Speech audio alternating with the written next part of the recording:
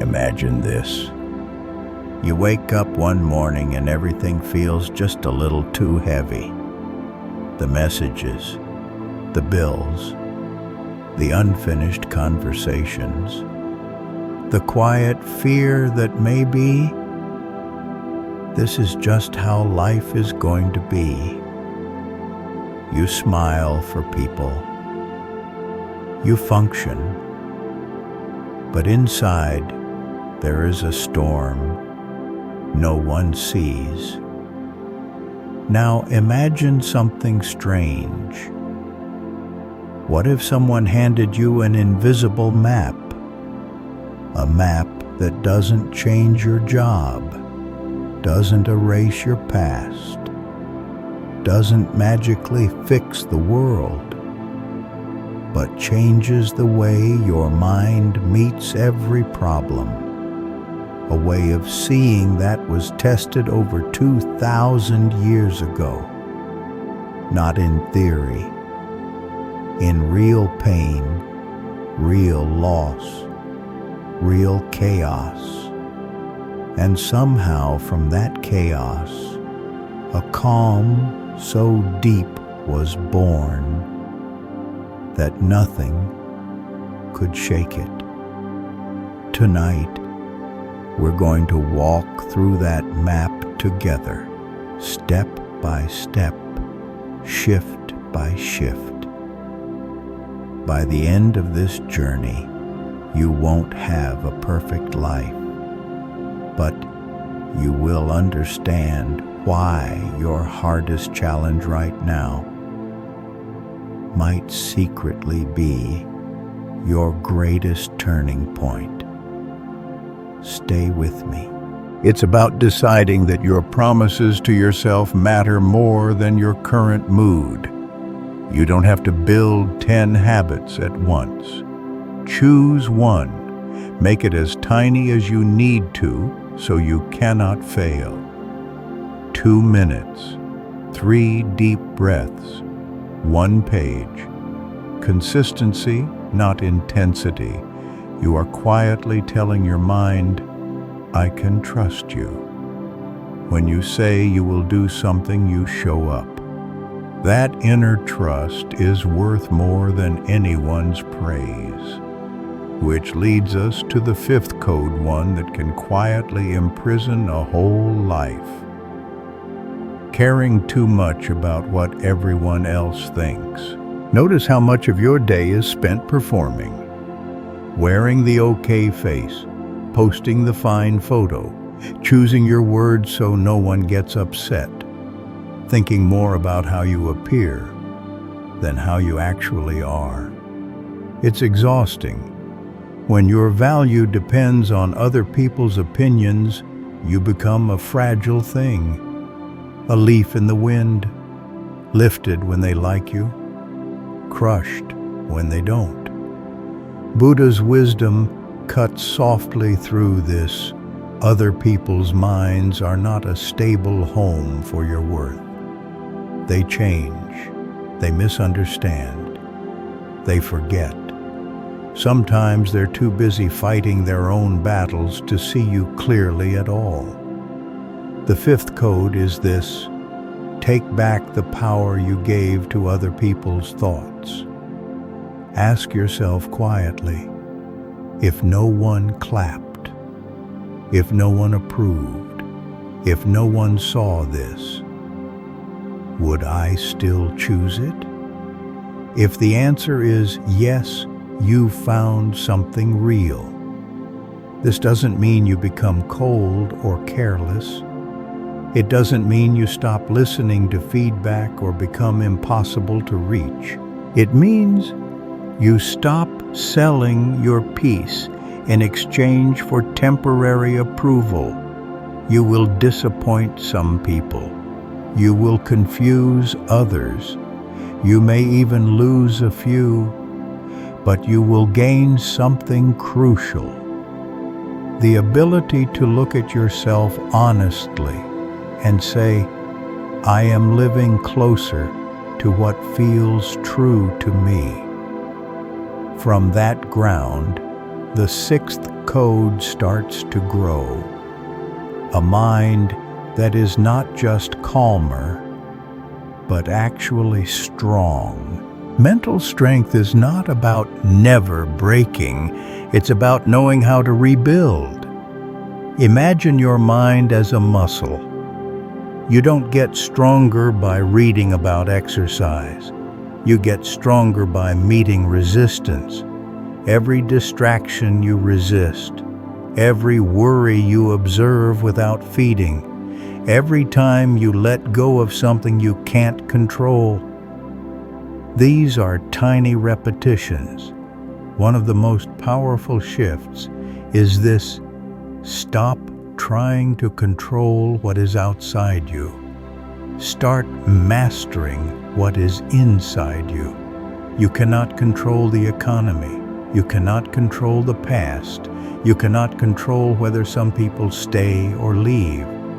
But you can influence what you focus on, what story you tell yourself about what's happening, what small action you take next.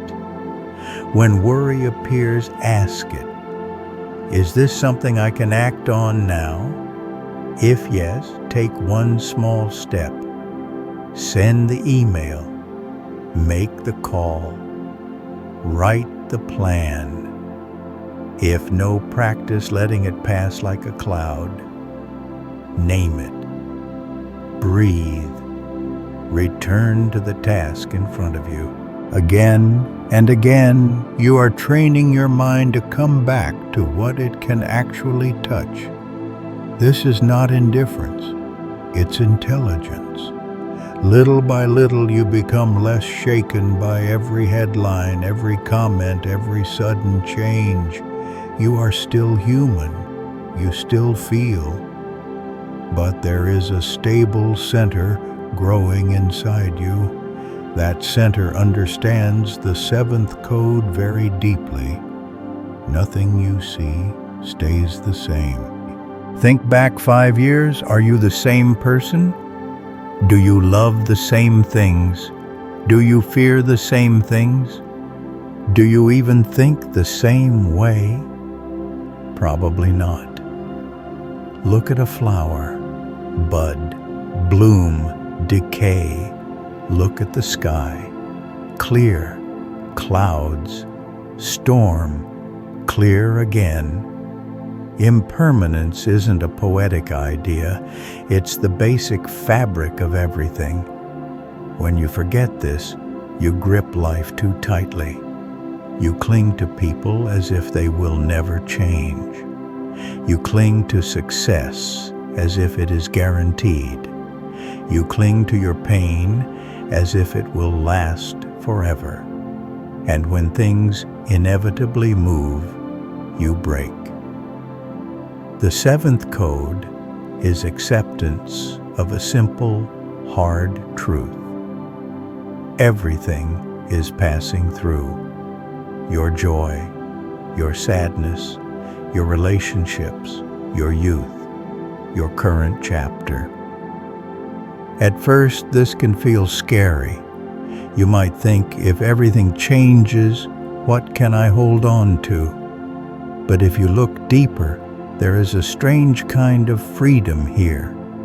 If this pain is impermanent, you can endure it. If this success is impermanent, you can enjoy it without arrogance. If this relationship is impermanent, you can be present in it, instead of constantly afraid of losing it. Impermanence is not the enemy of love. It is what makes each moment of love precious. When you truly see that everything is in motion, you stop demanding that life freeze for your comfort.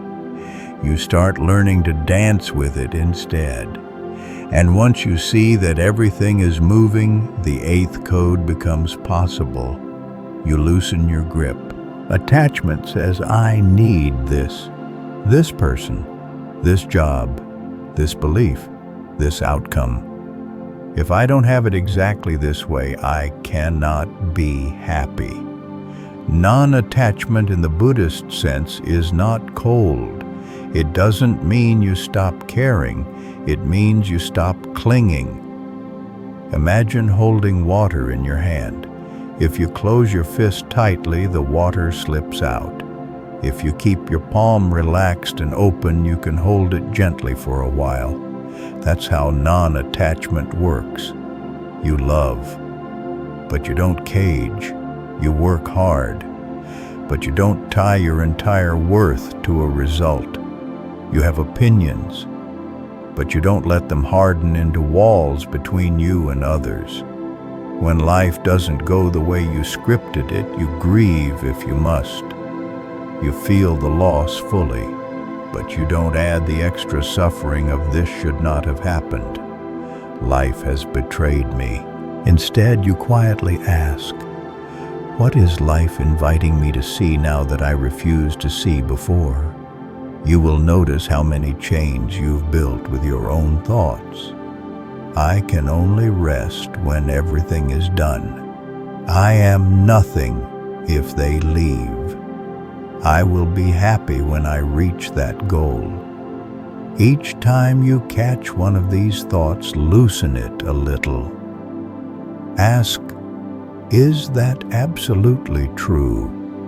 Or is it just a story I've rehearsed?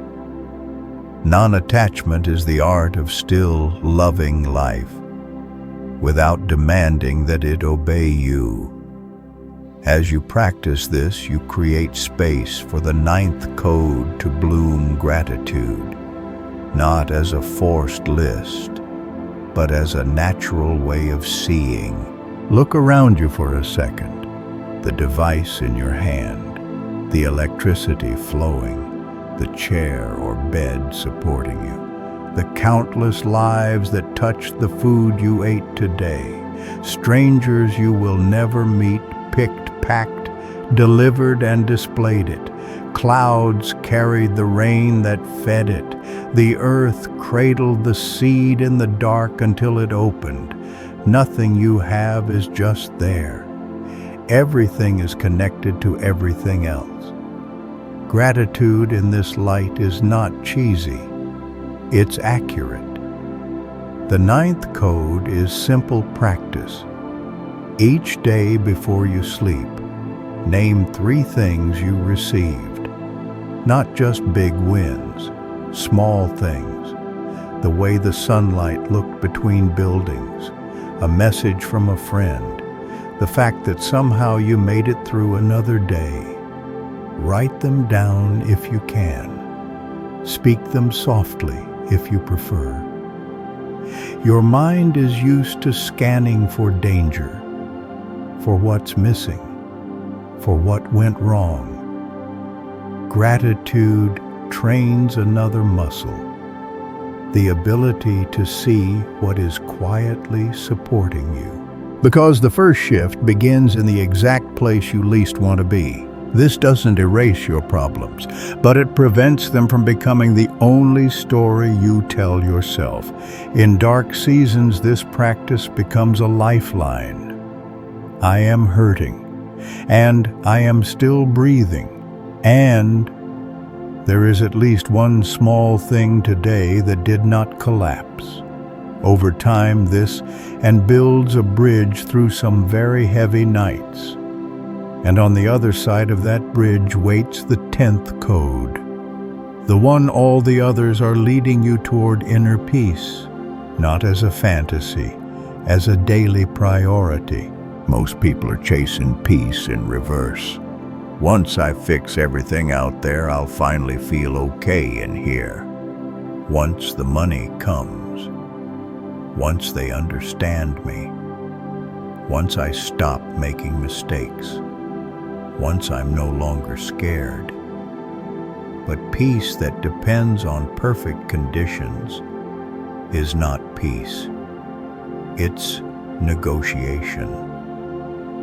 Buddhist wisdom turns the direction around. Start inside.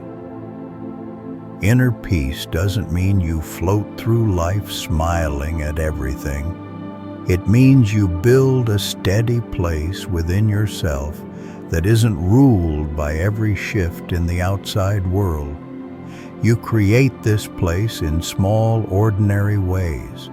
You sit for a few minutes in silence, even when your mind is noisy. You breathe through a wave of panic without obeying its every command. You choose not to join an argument that will steal your whole evening. You forgive yourself for not being perfect and move on. You learn to say no to protect the space your mind needs. You learn to rest before you completely collapse. You remove little by little the things that constantly poison your peace. Some habits, some people, some environments, some stories you repeat about yourself. Peace is not found, it is built, brick by brick, choice by choice. And here is the gentle twist. Inner peace is not a reward for finally becoming flawless. It is the ground from which you grow. You don't wait to be calm before you practice these codes. You practice them while you are still messy, still scared, still overthinking at 2 a.m. That's the real path. So now we stand here at the end of this journey, and also at the beginning.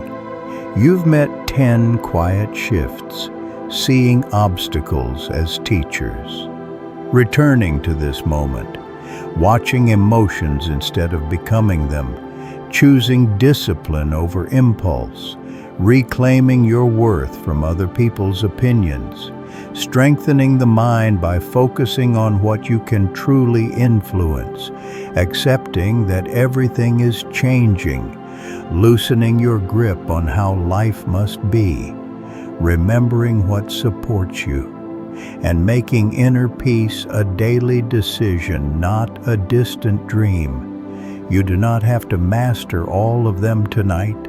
You don't have to turn your life around in one grand dramatic gesture. Just choose one. The next time a challenge rises, pause for 3 breaths. The next time your mind runs to tomorrow, gently bring it back to now. The next time anger appears, name it instead of becoming it. The next time you reach for your phone, maybe reach for your breath first. One tiny act of awareness, repeated, becomes a doorway. On the other side of that doorway is a version of you that isn't untouched by pain, but is no longer ruled by it.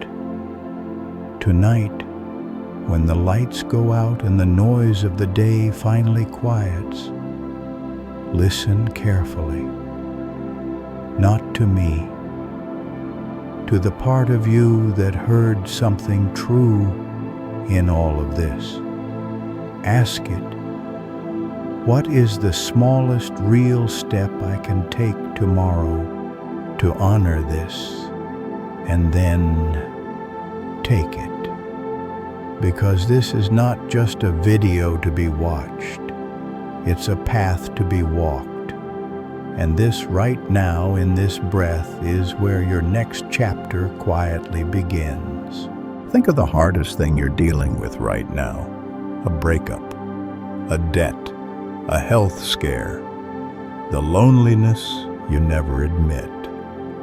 Normally, the mind does one of 3 things. It fights it, it runs from it, or it freezes in it. But why me? This shouldn't be happening. If this just disappeared, I'd finally be okay. Here is the first quiet code from the Buddha's teaching. Don't worship the obstacle. Use it. Instead of asking, why is this here? ask, what is this trying to build inside me? Patience, courage, clarity, compassion, detachment. Imagine you're walking a narrow mountain path and a huge boulder blocks your way. You can scream at it. You can sit and collapse in front of it. Or you can say, fine, you're here. Let's see what new strength you're forcing me to develop. You might learn to climb. You might learn to take a longer, quieter path. You might learn that you're stronger than you ever thought. The problem doesn't suddenly feel nice. It still hurts, but something shifts. It stops being a wall. It becomes a weight you can train with. That's the first code. Treat every problem as a hidden teacher disguised as a threat. You don't have to like it. You just have to ask it one honest question. If you were here to grow something in me, what would that be? Hold that question, because the second code changes where your mind lives. And most of the time, your mind isn't even here. Picture your thoughts like a restless bird. It never lands. One moment, it's flying into tomorrow. What if this happens? What if that goes wrong? What if I fail? The next moment, it's crashing back into yesterday. I shouldn't have said that. I ruined it. I wasted so much time. The body is in this moment, but the mind is everywhere else. No wonder the heart is tired. Buddha's second code is disarmingly simple. Come back. Not to yesterday, not to tomorrow, to the exact breath you're taking right now. Feel the air enter your nose. Notice the gentle rise of your chest, the weight of your feet on the floor, the subtle sounds surrounding you. You are not doing some mystical ritual. You are just finally arriving in the only place where life actually happens. This moment. The mind will run away again. That's okay. You don't fight it. You notice it. And you gently say, come back. We're here now. You might be washing dishes. You might be driving. You might be lying in bed listening to this. Whatever you're doing, give it full attention for a few seconds. The water on your hands, the feeling of the steering wheel, the softness of your pillow. No judgment, just noticing. This is not a small thing. This is training, because every time you return to now, you weaken the habit of living in a world that doesn't exist yet, or one that no longer does. The storm outside may not stop, but you have just found the eye of it, and that is where the third code becomes possible. Think of the last time you snapped. You said something you regret. You shut down. You overreacted to something small because everything else was already too much. It's easy to think I am my anger. I am my fear. I am my sadness. But you are not. Imagine your mind as a wide open sky. Emotions are weather. Some days are clear. Some days are foggy. Some days a violent storm rolls in and lightning strikes. The third code is this: stop becoming the storm. Start watching it. When anger rises, don't say, I am angry. Say, anger is present. Feel your heartbeat speed up. Notice the heat in your face, the tightness in your jaw, the urge to attack or defend. Just name it silently. Here is anger. Here is fear. Here is sadness. You are not denying it. You are not suppressing it. You are holding it with awareness the way a parent holds a crying child. And in that space, something powerful returns to you. Choice. You can breathe instead of explode. Pause instead of send that message. Walk away instead of escalate.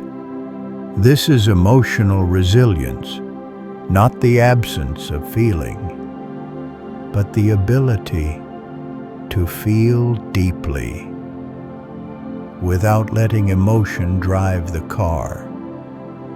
One storm passed, another will come. But each time you stand as the sky instead of the storm, you grow a kind of strength that no one can see, but everyone can feel. Now, to protect that strength, the fourth code steps in.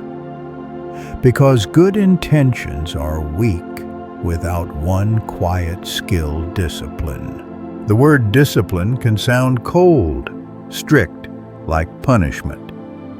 But here it means something different. It means being loyal to what you truly want, even when your moods are not. You say you want a calmer mind, but the phone is closer than your breath. You say you want a kinder heart, but your habits rush you past every moment you could slow down and listen. Discipline is the bridge between your values and your day, not a prison, a path. Think about one simple practice that would nourish your mind. 10 minutes of sitting quietly, a short walk without your phone, writing 3 honest lines in a journal before bed. None of these are dramatic, they are small, unimpressive, easy to underestimate. But if you repeat one small act every day, it becomes a spine for your life. You will still feel lazy some days, unmotivated, distracted. That is normal. Discipline is not about never feeling that way.